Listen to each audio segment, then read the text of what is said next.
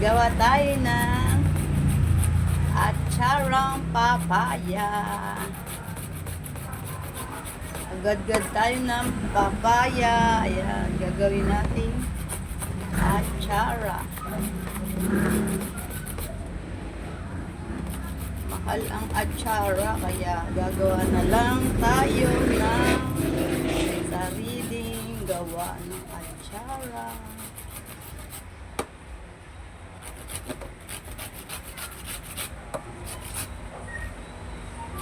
Mahirap gumawa pero masarap. Kaya masarap ang pinaghihirapan. Kahit anong bagay yan. Kapag pinagpaguran, masarap. Masarap sa pakiramdam. Nakain ba kayo ng atsara?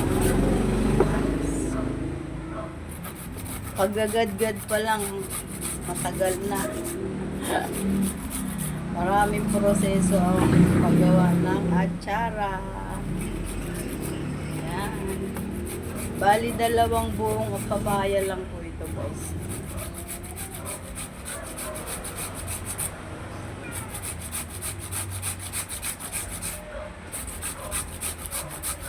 Akangawit.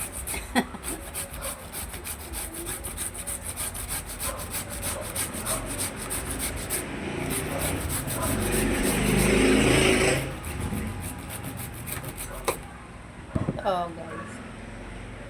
Yan. Ipigain pa ito bago i-luto sa suka na may sili, luya, carrots, syempre asukal. Ayan. Sige po, guys.